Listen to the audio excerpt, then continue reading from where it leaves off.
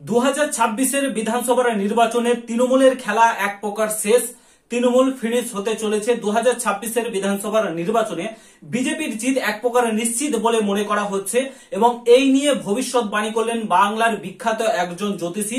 তিনি ভবিষ্যৎবাণীতে স্পষ্ট বার্তায় জানিয়ে দিলেন যে 2026-এর বিধানসভার নির্বাচনে তৃণমূল হারতে চলেছে এবং বিজেপি জিততে চলেছে প্রায় 162টি সিট প্লাস নিয়ে সিট জয়ী হয়ে বিজেপি সরকার গড়তে চলেছে পশ্চিমবঙ্গে এবং নবান্নের গদি দখল করতে চলেছে বিজেপি। আর এটা এক প্রকার নিশ্চিত হয়ে গেছে, কারণ সাধারণ মানুষ ক্ষিপ্ত হয়ে গেছে। বর্তমানে পশ্চিমবঙ্গের যে পরিস্থিতি তৈরি করে রেখেছে মমতা বন্দ্যোপাধ্যায় তথা তৃণমূল সরকার, তাতে মানুষ ক্ষিপ্ত হয়ে গেছে। না রাস্তাঘাটের অবস্থা ঠিকঠাক রয়েছে বর্তমানে, না শিক্ষা ব্যবস্থা ঠিকঠাক রয়েছে, না চাকরি হচ্ছে, নিয়োগ হচ্ছে, কোনো কিছু হচ্ছে না, না আছে শিল্প। সাধারণ মানুষের বেহাল অবস্থা হয়ে পড়ে রয়েছে। আর চারিদিক থেকে দুর্নীতি, টাকা তোলা, কাটমানি তোলা, বালি চুরি, কয়লা চুরি, এইসব কর্মকাণ্ড করে বেড়াচ্ছে তৃণমূলের নেতাগুলো।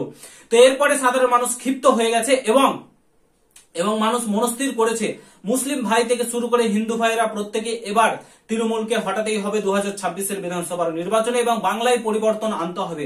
এবং বাংলায় পরিবর্তন আনার জন্য একটাই এখন বিরোধী দল রয়েছে শক্তপোক্ত, সেটা হচ্ছে বিজেপি। তাছাড়া সিপিএম, কংগ্রেস তো সেরকম ভাবে তারা পশ্চিমবঙ্গে থেকে বিলুপ্তর দিকে, বাট এখন বিজেপি প্রধান বিরোধী দল হিসাবে রয়েছে। তো মানুষ বিজেপির দিকেই তাকিয়ে রয়েছে প্রত্যেকে, যে তৃণমূলের পর হয়তো 2026-এর বিধানসভার নির্বাচনে বিজেপি জয়ী লাভ করে ক্ষমতায় আসবে এবং মানুষের জন্য উন্নতি করবে, কাজ করবে মানুষের জন্য, এবং যে বর্তমান পরিস্থিতি করে রেখেছে মমতা বন্দ্যোপাধ্যায় সেটাকে ঠিক করবে। পশ্চিমবঙ্গে শিল্প আনবে, ইন্ডাস্ট্রি হবে, চাকরি হবে, নিয়োগ হবে, দুর্নীতি মুক্ত হবে পশ্চিমবঙ্গে। এই নিয়ে কিন্তু মানুষ আশা দেখছে বিজেপির দিকে। বিজেপি কি মানুষের আশার উপর দাঁড়াতে পারবে, সক্ষম হবে বিজেপি? এবং বিজেপিকে একটু পরিশ্রম করতে হবে। যদি বিজেপিকে 160 প্লাস সিট পেতে হয়, তাহলে বিজেপিকে মানুষের ঘরে ঘরে গিয়ে মানুষের কাছে পৌঁছে বোঝাতে হবে, হ্যাঁ আমরা উন্নতি করতে চাইছি, ভবিষ্যতে আমরা পশ্চিমবঙ্গটাকে এই জায়গায় নিয়ে যেতে চাইছি। আমরা জানি অতীতে আমরা যখন দেখি পশ্চিমবঙ্গের সবচাইতে বেশি ইন্ডাস্ট্রি ছিল, তারপর ধীরে ধীরে ধীরে এই রাজনীতির জন্য একের পর এক ইন্ডাস্ট্রি কিন্তু সরে গেছে পশ্চিমবঙ্গ থেকে, না শিল্প রয়েছে।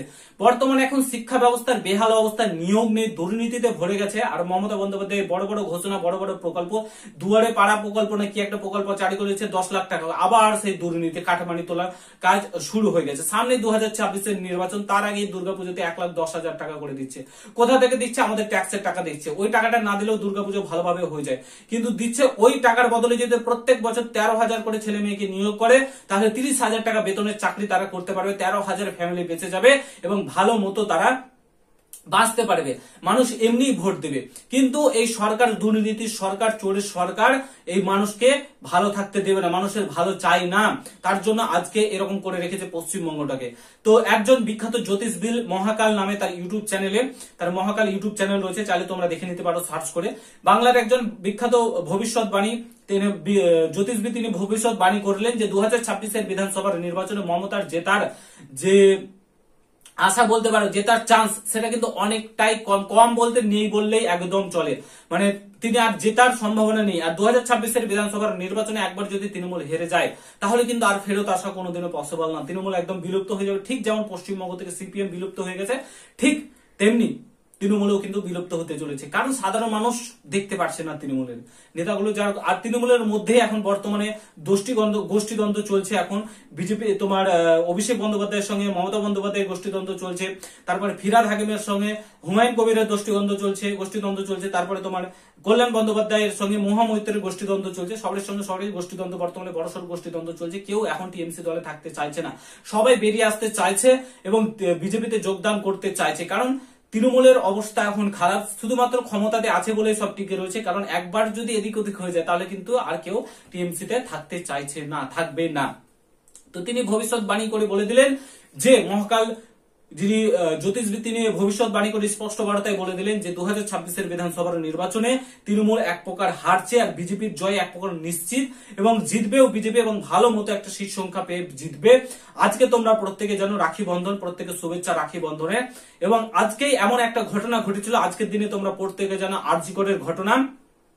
আজকে নিকৃষ্টতম ঘটনা ঘটেছিল আরজি করে, এবং আজকে তার প্রতিবাদে মানুষ রাস্তায় নামছে। কারণ ঠিকঠাক ভাবে কিন্তু আমরা এটা পেলাম না, সাধারণ মানুষ কিন্তু পেল না, বিচারটা কিন্তু পেল না।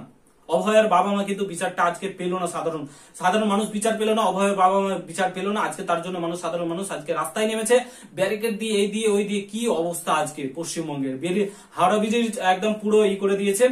তো এরকম দুর্নীতি কতদিন বাঁচবে? সাধারণ মানুষ তো ভোট দিবে, এখন না হলে নবান্ন যেতে দিচ্ছে না, যখন ভোট দেবে ভোটের সময় আপনি কি করবেন?